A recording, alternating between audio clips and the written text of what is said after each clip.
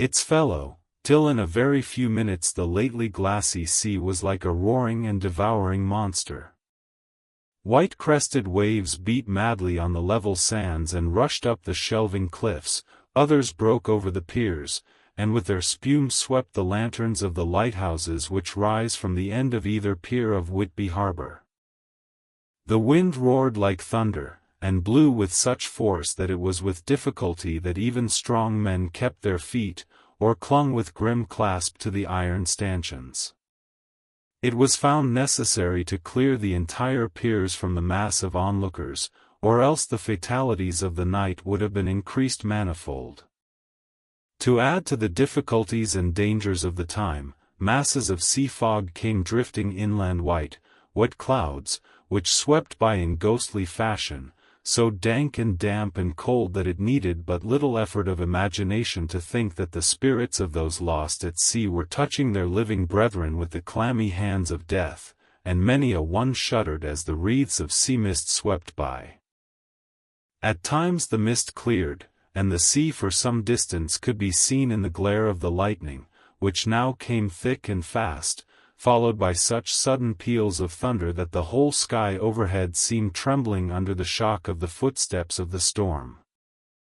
Some of the scenes thus revealed were of immeasurable grandeur and of absorbing interest. The sea, running mountains high, threw skywards with each wave mighty masses of white foam, which the tempest seemed to snatch at and whirl away into space, here and there a fishing boat, with a rag of sail, running madly for shelter before the blast, now and again the white wings of a storm-tossed sea-bird. On the summit of the east cliff the new searchlight was ready for experiment, but had not yet been tried. The officers in charge of it got it into working order, and in the pauses of the inrushing mist swept with it the surface of the sea. Once or twice its service was most effective, as when a fishing boat, with gunwale under water, rushed into the harbour, able, by the guidance of the sheltering light, to avoid the danger of dashing against the piers. As each boat achieved the safety of the port there was a shout of joy from the mass of people on shore, a shout which for a moment seemed to cleave the gale and was then swept away in its rush. Before long the searchlight discovered some distance away a schooner with all sail set, apparently the same vessel which had been noticed earlier in the evening. The wind had by this time backed to the east, and there was a shudder amongst the watchers on the cliff as they realized the terrible danger in which she now was.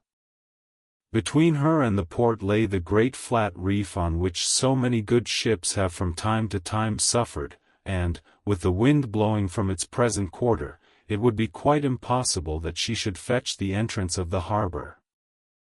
It was now nearly the hour of high tide, but the waves were so great that in their troughs the shallows of the shore were almost visible, and the schooner, with all sails set, was rushing with such speed that, in the words of one old salt, she must fetch up somewhere, if it was only in hell. Then came another rush of sea fog, greater than any hitherto, a mass of dank mist, which seemed to close on all things like a grey pall, and left available to men only the organ of hearing, for the roar of the tempest, and the crash of the thunder, and the booming of the mighty billows came through the damp oblivion even louder than before. The rays of the searchlight were kept fixed on the harbour mouth across the east pier, where the shock was expected, and men waited breathless. The wind suddenly shifted to the northeast, and the remnant of the sea fog melted in the blast, and then, mirabile dictu, between the piers, leaping from wave to wave as it rushed at headlong speed, swept the strange schooner before the blast, with all sails set, and gained the safety of the harbour. The searchlight followed her, and a shudder ran through all who saw her, for lashed to the helm was a corpse, with drooping head, which swung horribly to and fro at each motion of the ship. No other form could be seen on deck at all. A great awe came on all as they realized that the ship, as if by a miracle, had found the harbour, unsteered save by the hand of a dead man. However, all took place more quickly than it takes to write these words. The schooner paused not, but rushing across the harbor, pitched herself on that accumulation of sand and gravel washed by many tides and many storms into the southeast corner of the pier jutting under the east cliff, known locally as Tate Hill Pier.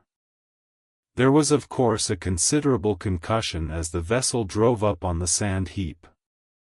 Every spar, rope, and stay was strained, and some of the top hammer came crashing down. But, strangest of all, the very instant the shore was touched, an immense dog sprang up on deck from below, as if shot up by the concussion, and running forward, jumped from the bow on the sand. Making straight for the steep cliff, where the churchyard hangs over the laneway to the east pier so steeply that some of the flat tombstones, thruffsteins, or throughstones, as they call them in the Whitby vernacular actually project over where the sustaining cliff has fallen away, it disappeared in the darkness, which seemed intensified just beyond the focus of the searchlight. It so happened that there was no one at the moment on Tate Hill Pier, as all those whose houses are in close proximity were either in bed or were out on the heights above. Thus the Coast Guard on duty on the eastern side of the harbor, who at once ran down to the little pier, was the first to climb on board. The men working the searchlight, after scouring the entrance of the harbor without seeing anything, then turned the light on the derelict and kept it there. The Coast Guard ran aft, and when he came beside the wheel, bent over to examine it, and recoiled at once as though under some sudden emotion.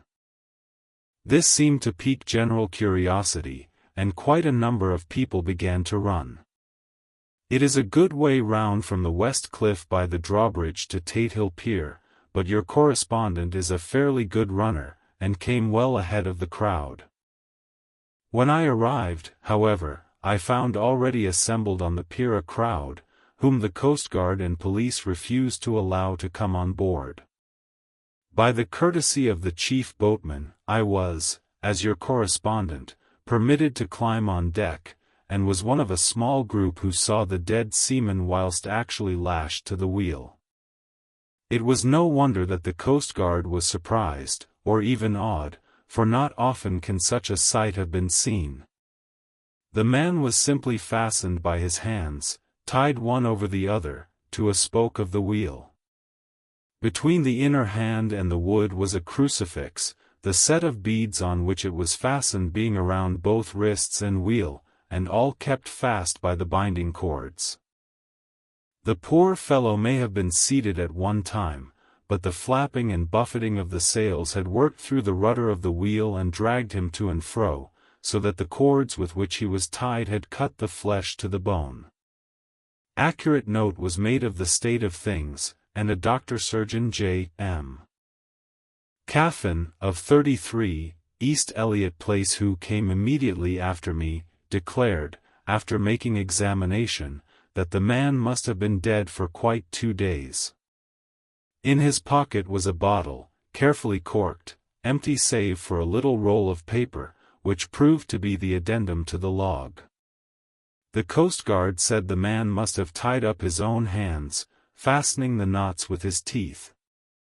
The fact that a Coast Guard was the first on board may save some complications, later on, in the Admiralty Court, for Coast Guards cannot claim the salvage which is the right of the first civilian entering on a derelict.